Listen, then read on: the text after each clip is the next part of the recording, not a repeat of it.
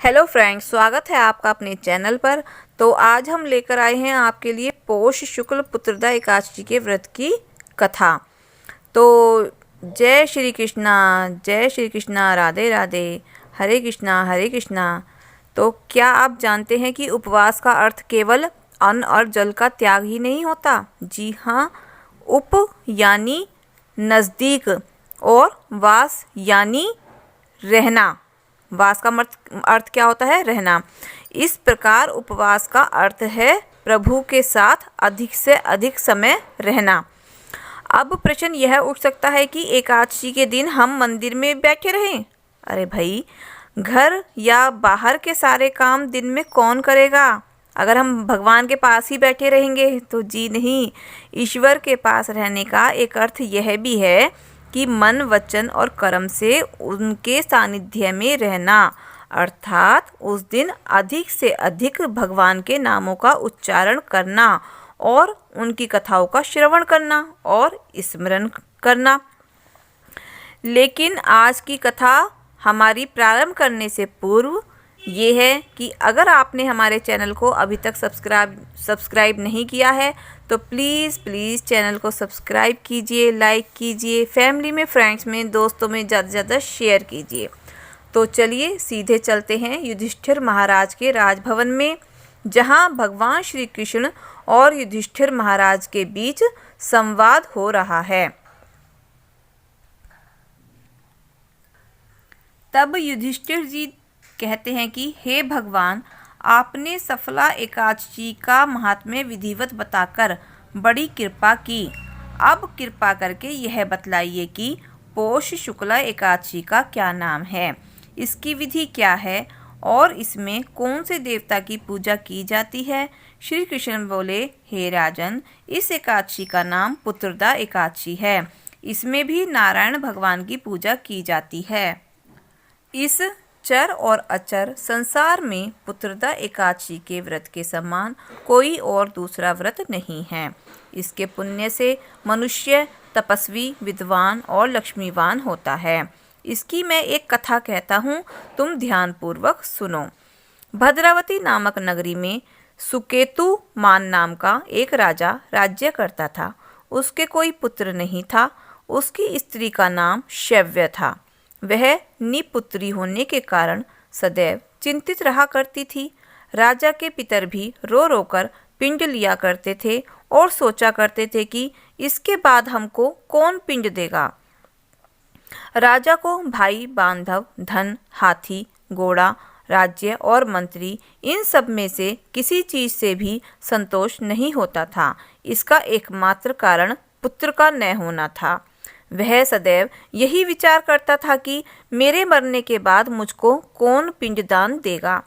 बिना पुत्र के पितरों और देवताओं का ऋण मैं कैसे चुका सकूंगा। जिस घर में पुत्र न हो उसमें सदैव ही अंधेरा रहता है। इसलिए मुझे पुत्र की उत्पत्ति के लिए प्रयत्न करना चाहिए। जिस मनुष्य के ने पुत्र का मुख देखा है वह धन्य है।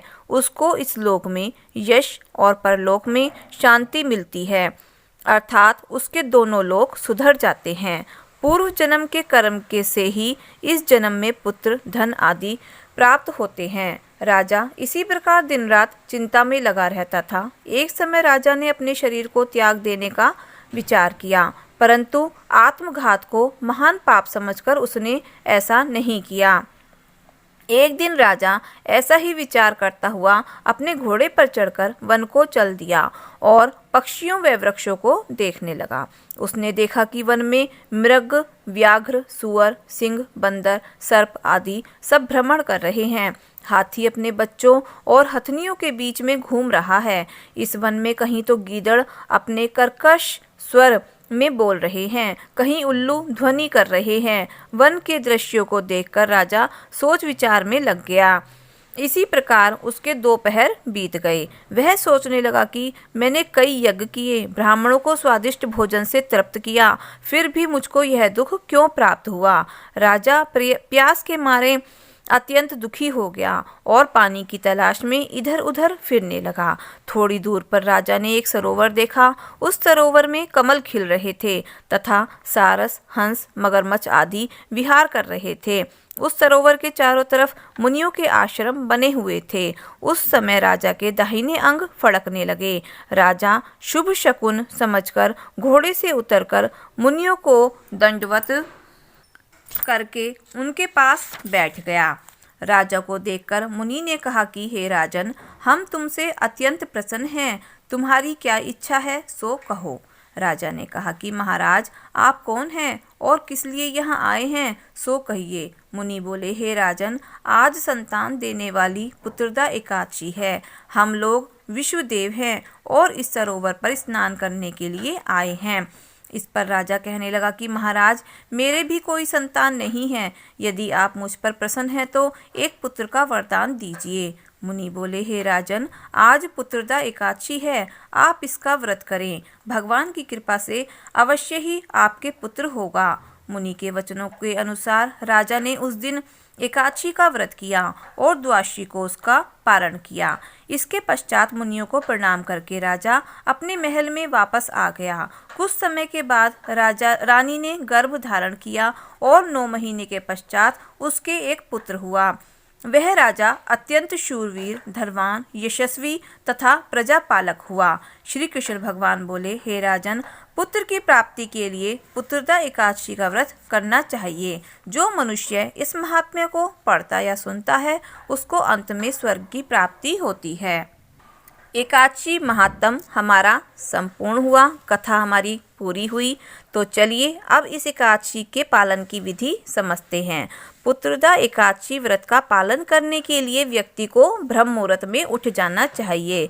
स्नान इत्यादि कार्यों से निवृत्त होकर भगवान की मंगला आरती करना चाहिए अथवा उसका दर्शन भी करना चाहिए। आप अपने नज़दीक के मंदिर में जाकर भगवान के दर्शन करें। उसके पश्चात तुलसी देवी की प्रदक्षिणा करें और 3 बार प्रदक्षिणा करें और उन्हें प्रणाम करें। तुलसी देवी की सेवा के बाद उनके पास बैठकर हरे कृष्ण कृष्ण कृष्ण हरे हरे महामंत्र यानी हरे कृष्णा कृष्णा कृष्णा हरे हरे, हरे राम राम राम हरे हरे, इसका अधिक से अधिक मात्रा में जप करें। दिन के समय हरि कथा का श्रवण और स्मरण करें। इस दिन अन्न, चावल, फलियां, दाल इत्यादि का सेवन कदापि न करें। आप अपनी क्षमता के अनुसार संपूर्ण उपवास कर सकते हैं। आप दूध, फल या एकादशी प्रसाद के साथ भी उपवास कर सकते हैं। दूसरे दिन प्रातः ब्रह्म मुहूर्त में उठकर स्नान करके तुलसी सेवा करें और भगवान के पवित्र नामों का जाप करें। वैष्णवों तथा ब्राह्मणों को दान दें, उन्हें प्रसाद वितरित करें और निर्धारित पारण के समय अपनी एकादशी के व्रत को खोलें।